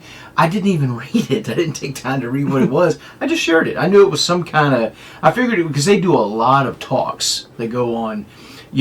All these locations that have these little para conventions. Black Swan Inn does a lot of them. The Curious Twins Paranormal is doing one at the Black Swan Inn. They either already did it or it's coming up, and they're going to be part of it. Damien and Nicole because at their house they have a whole room full of haunted objects. That is like their little haunted museum, and they'll take it on tour. Well, it's going to be there where you can experience it and handle and look at everything, get possessed, all that good stuff. So I just share it out. You can touch it. You can touch it. and get a succubus or incubus attached to you. So I just shared it. And it wasn't for a couple days later, I think, I saw another one come up, and I was like, what is this? Somebody else shared it, and then you... Well, I read it that time. So this is like a couple days after I'd already shared it on my story. And realized, this is a contest to win a free night at the Olde Park Hotel. Hold up, hey! And I actually read it. So, okay, I gotta go here. I gotta subscribe. I gotta like. I commented. And I was like, oh, hell yeah. And then I was like, let me take 60 seconds to send this out to a bunch of people in my friends list. Blah, blah, blah, blah, blah. Done. Forgot about it. a couple days later, I got onto Instagram and I was like, let's take a look. I'm pleased to announce that Shaggy para-holix won the... I'm like, wait, what? I won. And it was funny too because they did it with a random generating thing. And they videoed showing you because, like you were saying, they were like, everybody's going to think they just gave it to their homie Shaggy. So they did that to show that it was a legitness. But also, what is clearly evident by the numbers, within that 60 seconds that I shared it out more than anybody else did. And every time you shared it, that was another name in the hat. Uh-huh. So I just wanted it more, motherfuckers. That's all that means. So yeah, what were we talking about this episode, John? And then they were like, shout out to J-Lo Damas, preemptive shout out, because he's going to predict that this happened. That this happens. You should have done that. You should have posted on your story. I, J-Lo Damas, predict that Shag Nasty is going to win. When I had the thought in my head before you officially won, I should have chatted that image that I created first, right then. But I didn't do it until after you told me. Yeah. Because I was just like, well, I mean, it's like I already knew he was going to win. It's a done deal. I don't know why. It was like I started packing my bags now because I knew I was going. So I was pretty charging over here. You've been charging that power bank since I won. Still blinking. Going. So 2 months later. God. But, and intertwined in this conversation is some stuff I want to talk about that's fresh in my mind from other podcasts I've been listening to. Most notably would be... You listen to other podcasts? I'm cheating on us. Dang.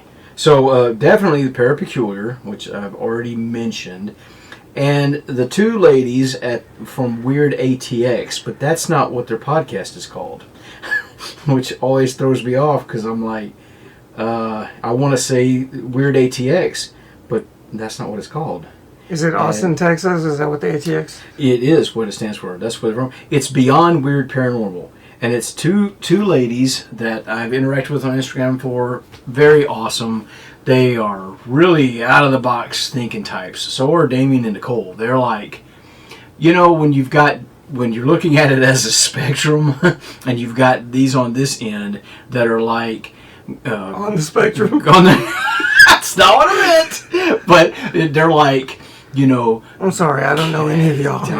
Yeah, we're not really a part of the paranormal community, and this is why. But you got cat balls and dust orbs, or spirits are out tonight, and then you've got those so far at the other end that are like, using weird experiments and all kinds of just wild stuff. That's what I like, and over the years I've been going more and more that direction, like. Thinking outside of the box, big time. Like, a lot of these people, they go to the place, they know they're there to investigate with the ghost, or to interact with the ghost, that's what they're there for, and it's very rigid, and they follow I got my K2 meter, and blah, blah, blah, and it's they ask the same questions, how did you die? This kind of stuff. It's okay, I call that vanilla investigating, okay? Is there anybody here who'd like to communicate? Yeah. Exactly. And we still ask, we do vanilla, but it isn't long into the investigation that we get weird with it. You know what I mean?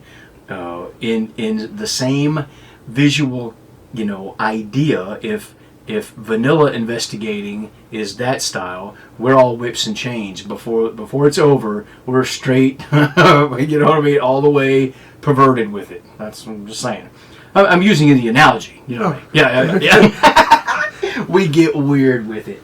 And, which reminds me, what is one of the experiments I want to do at the Olde Park Hotel?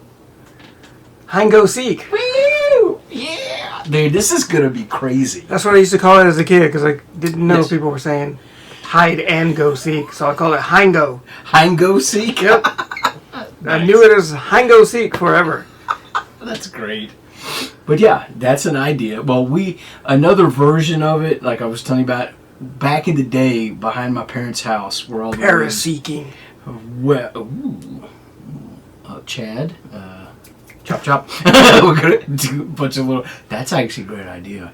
Dude. Oh. Paranormal Guys presents Paraseekers. Oh my god, there's probably already a team called that. Where we play hide and go seek. Yeah. Every location you go to, it's a sub series Hey, called Paraseekers. Seriously, though, dude, I love this idea. It's the.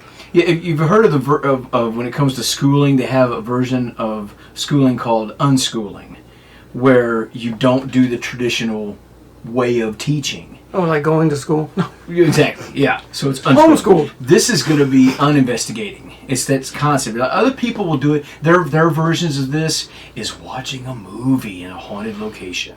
It's something you normally do at your house, but you're doing it in a haunted location. This is so much bigger than that.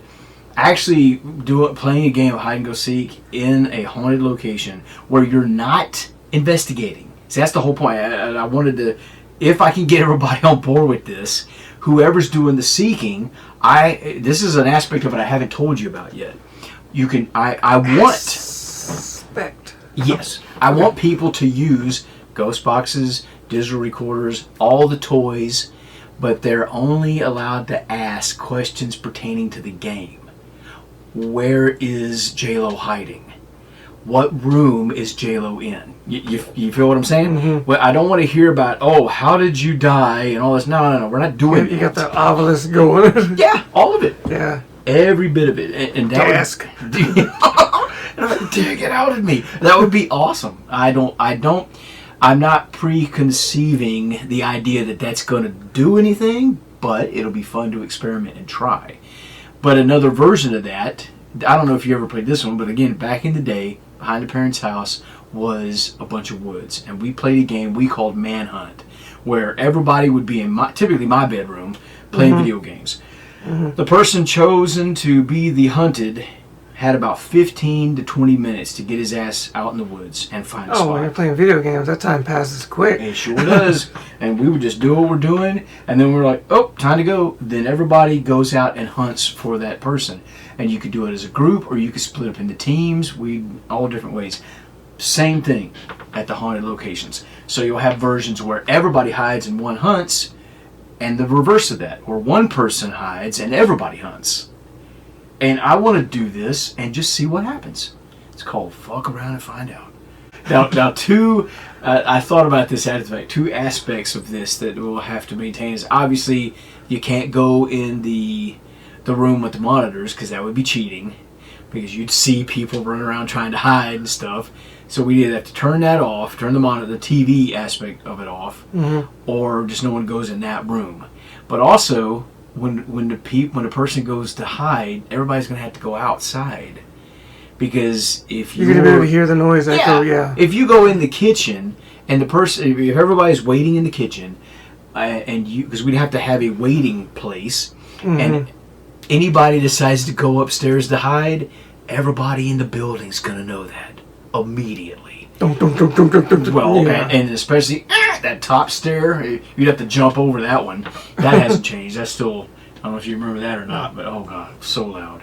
So yeah, so those are aspects of it. But what's your quote for this episode? Well, no, this is in the quote. Is it the end? But it links to your little AI and how it gets things wrong. Yeah. But I'm hoping that it's not AI foreshadow. Ooh. Because to prevent that, we need you to subscribe. Yes. To like it, share it. You don't have to share it, but at least subscribe, right? Yeah, at least do that. Because when I needed to create an AI image of a reference, Shaggy he said something. It's not always a reference. Sometimes I use the words you say and I create something, even though you're not referencing anything. Right. So on this last podcast, it's not available yet. It will be by the time this one's up, because it goes in order. Well, then I told it to create me, and I posted the pictures in the stream. I don't know if you've checked them out. Well, oh yes, I did. Okay, the images. Did you read what my Pairacast hoodie says? I missed it. I'm going to show you. Look what it says. Fallen What does that say? Fallen Podcast? Yes. Fallen Podcast? Oh, no. Yes. Is this one doomed for failure? This right here. I saw that. I did not notice that the spelling was wrong. I saw it. It took my Pairacast hoodie, which I'm wearing again, just out of convenience because it was just laying around.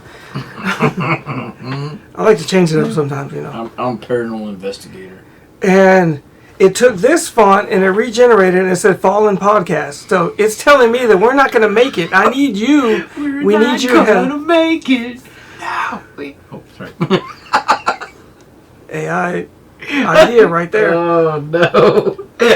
Twisted Shaggy. Twisted Shaggy. Yeah. Oh, there's going to be images coming from that. Oh, man. Yes. So as we're rounding up an hour and 45 minutes. 4-hour podcast. Hour and 45 minutes. What are your final thoughts of the Ghost Box, Spirit Box, all of those Parabox tools? Well, we didn't well, I mean, we've gone a lot of directions I know. here. We didn't get to the aspect of we firmly believe, even though we do enjoy a live Ghost Box session because it's fun, but you can't take it as parafacts. Like, you've got to be open-minded to the fact that you're hearing things that aren't really there at times. You're going to get things wrong. Because you cannot unfront load your subconscious. Right. But a full-on sentence with the same voice that makes sense and pertains to what you're talking about, that's very compelling. You cut it and you show the world your responses on that. I find the Ghost Box responses interesting. I find them anomalous. I will not say they are proof positive of the paranormal. I'm not going to say that. Period. Yeah, that's pretty much how I feel about it, because we cannot say what it is. Yeah. We don't know. And I don't think we ever will. I don't think we're meant to know. You know? Thanks for watching. Do you have a quote for this episode? I do. Oh, hit us with that. All right. I don't want to believe. I want to know. Boom.